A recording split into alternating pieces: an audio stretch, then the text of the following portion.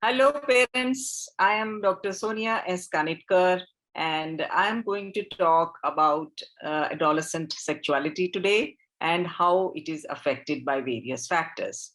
So, let me share my uh, presentation here. So, here we are. So, you already know most of the parents have already heard me on my YouTube channel. Today, I have been invited by Med Talks, and I am glad that I am presenting to more and more parents now regarding adolescents. Now, today, the topic that I have selected is what can affect sexuality in a teen, what factors.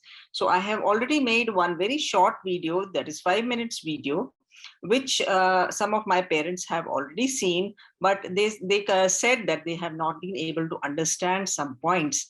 So today I am going to elaborate on each and every point, because this is a very important topic that any parent of a child or an adolescent needs to know today, when we have become and we are becoming an open society. So let's go forward. Now, I want to tell all my parents that you can reach me on my email address, son2017sss@gmail.com, for any questions, and I will be answering your questions. You can just write your doubts, what you want me to do further, any topic you want me to cover, and I will do that. So let me start with the most important thing. First and foremost, I would like all my parents to understand the difference between sex, gender, and sexuality. There is a lot of confusion among parents. How is the sex determined? How is the gender formed? And how the sexuality, what is sexuality? What are the factors? How they can know whether their boy or a girl is going to be homosexual, heterosexual, or otherwise. So all these points, we first need to understand how is sex of a child determined. As you know, at birth, sex of a child is determined by the external appearance of the genital organs, or it can also be confirmed by chromosomal testing. And so we label the child as male or female or other. And then comes the gender. So parents don't know that there is a difference between sex and gender. Now, gender is, as the WHO defines, it is perceived as a social construct that people typically describe in femininity and masculinity. So this is a society determined term, and gender develops over a period of time. Of course, as the child develops, at birth we determine the sex, and then as the child grows around the age of 2 years, the children, they become conscious that there is a difference between the other boy and myself. And then by the age of 3 years, most children are easily able to identify themselves as a boy or a girl. And by the age of 4, most children, they can say, मैं खाती हूँ, मैं खाता हूँ. They know the difference, how to act according to their gender. So this is where we are going to understand the difference between sex, gender. That is very clear. I hope my parents, if you have any doubt, you can still write to me on my email address. Then let's come to the third term, that is sexuality. Yeah. So what does sexuality mean for all of us? It means sexual orientation, which is with whom a person is attracted to, either sexually or romantically or both. That is the word sexuality. So adult sexuality takes the form, but it is not fixed at childhood. It is developing continuously, starting from the gender. Once the child achieves the gender identification, then starts the formation of sexuality from there on, and then sexuality keeps maturing and it develops mostly at the time of adolescence, that is the age between 9 years to 19 years. So that is the very important phase where sexuality is affected of any individual. Now, I want to give a very important eye opener for all parents and public. There is a lot of awareness about homosexualism, heterosexuality, and other types of sexualities. So, I want to tell the parents today that there is a research that has not been able to point to any one cause. There is no one cause which determines homosexuality.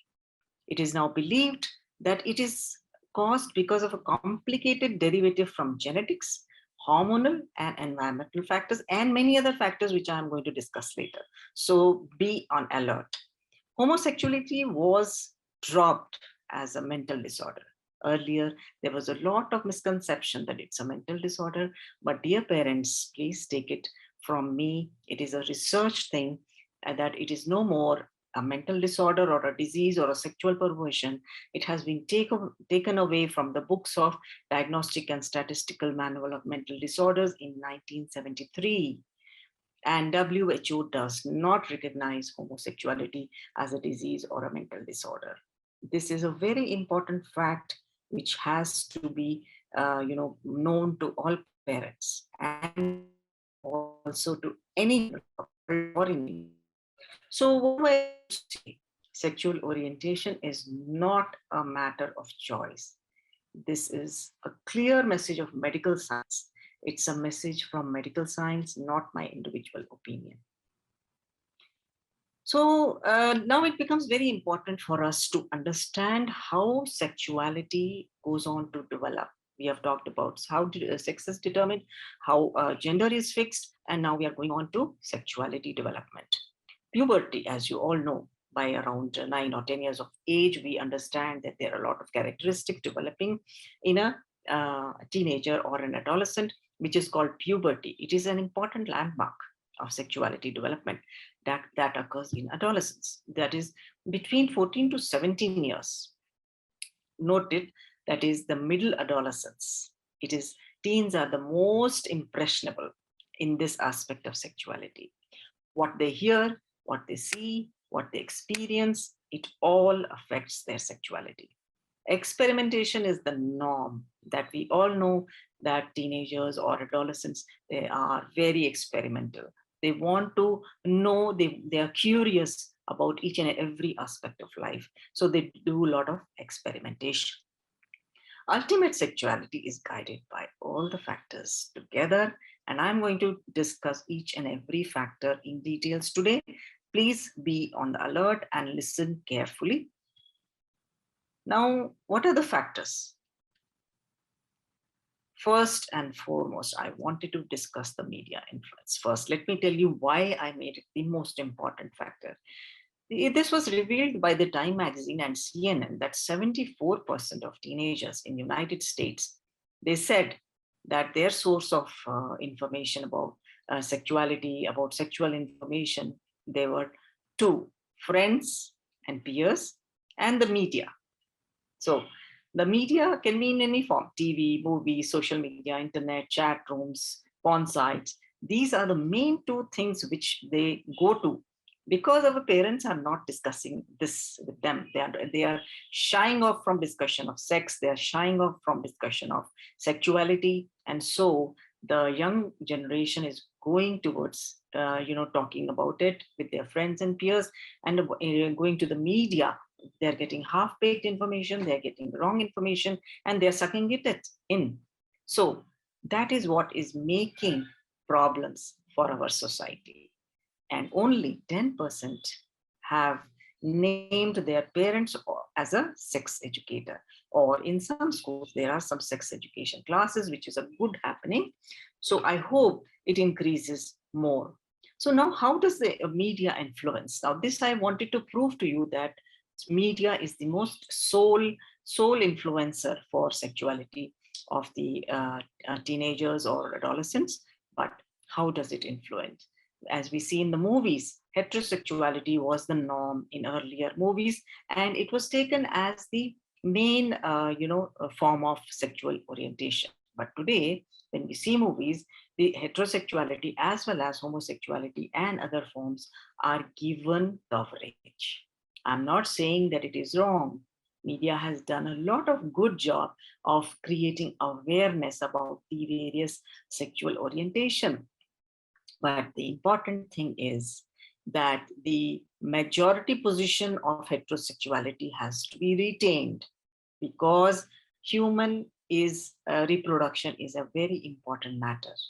Thus, all the movies need not carry the label of various sexual orientation.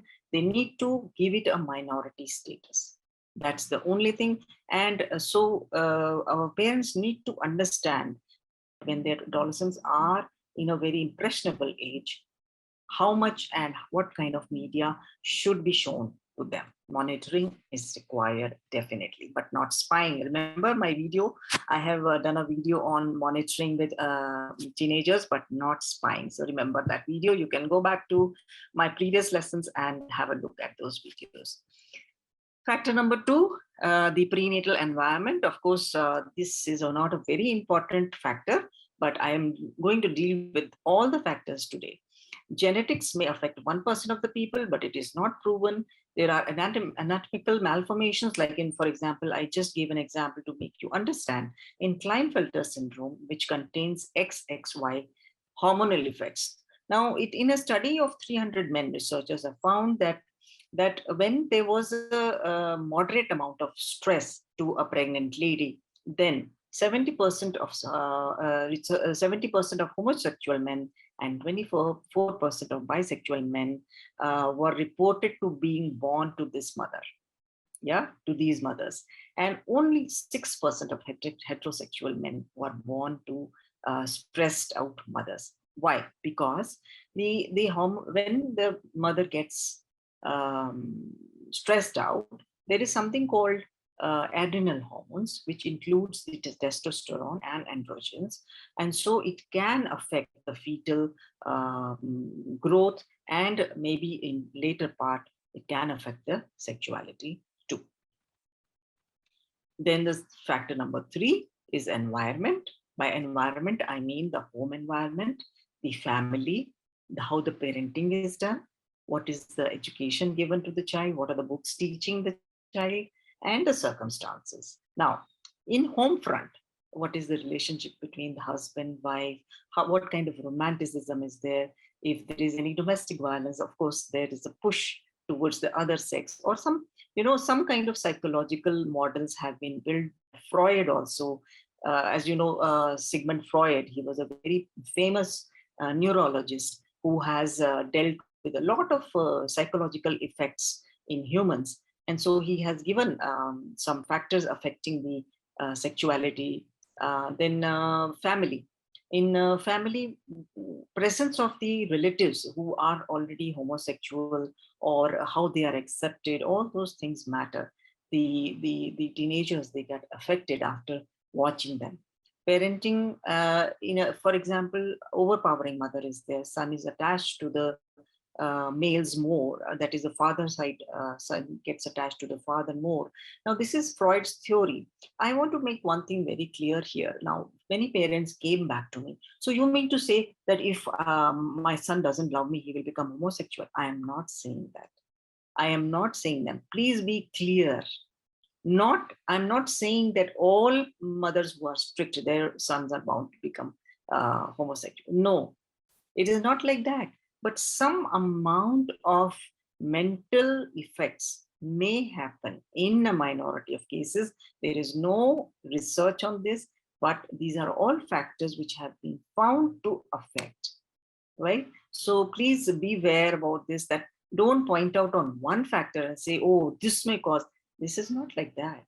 As I've already told earlier, that all factors together can lead to the change or the decision about sexuality. Not any single factor cannot make you make a choice for any sexual orientation. So this has to be remembered.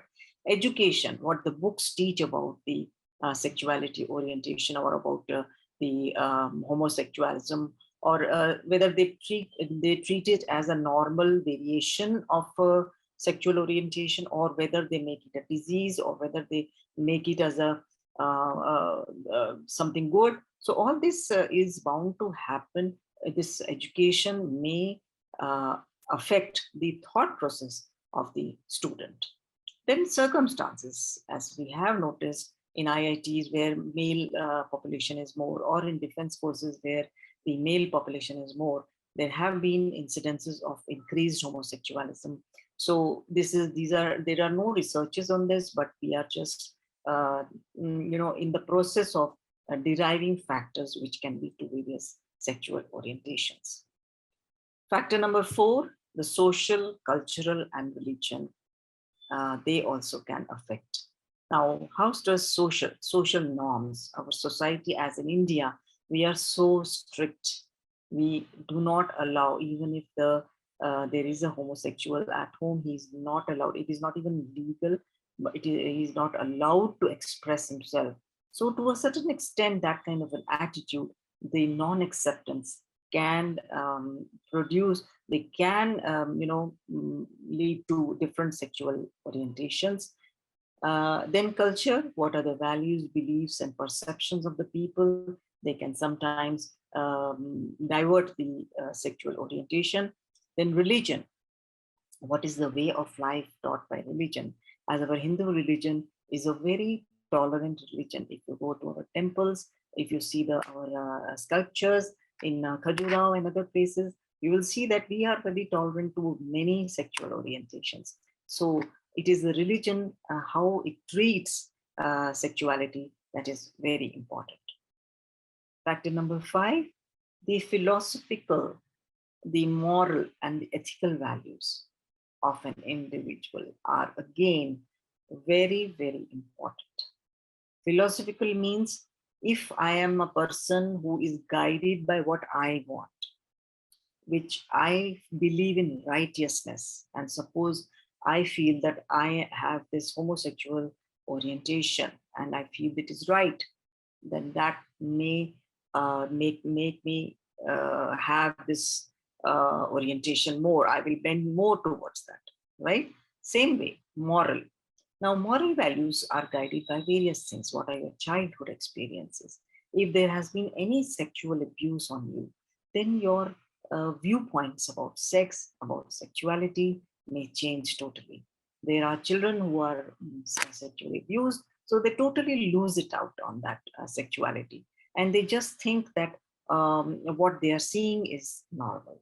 Then pornography, that really makes your sexual orientation in a very, it gives a very bad light on the sexual orientation. So again, that is to be on alert, that our children, they get good education about sex. They do not get diverted towards wrong ideas through pornography. Then ethical. Then ethical, as I've already discussed, our religion, our culture, how it is accepted by the society. Till now in our society, the sexual orientation, the only sexual orientation which was accepted was heterosexualism, but we are a society which is changing its ethics. And so we are proceeding further. And of course, awareness is a good thing. And we are proceeding for a more open society, maybe a better society. So hoping for the best. So that ends with all the factors. And once again, I want to tell all the parents here who are present, whether you have a small child, whether you have a teenager, or whether you have an adult person, or adult ward. So all the parents, they need to be aware that sexual orientation is not fixed thing at birth. Because ultimately, our children are also going to be parents, so they need to understand that.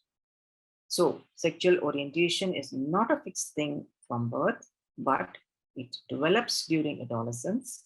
Also, communicate, listen, and answer their questions. That is very important. And we must communicate to them the right knowledge. We must listen to their doubts. We must answer their questions without being shy, because sexuality is a very important part of not only an individual, not only society, not only community, but of the country and the world and our human race. So let us look at the bigger things. Let us look at the sustenance of human race, which is the purpose of human reproduction, and accept not only the majority of sexual orientation, but also the variants of sexual orientation. And we should always be positive about it. That's all for today. And parents, this is my, I would just like to say that Parenting Teens with Love by Dr. Sonia S. Kanetkar is my YouTube channel. And you can just, this is a Med Talks where I'm talking. So you can like this video, and you can also go and see my other chapters, other lessons, which I have already put on my channel also. Thank you so much, My Talks, for giving me this opportunity. Thanks a lot. I hope I have made things clearer to the parents. Thank you so much.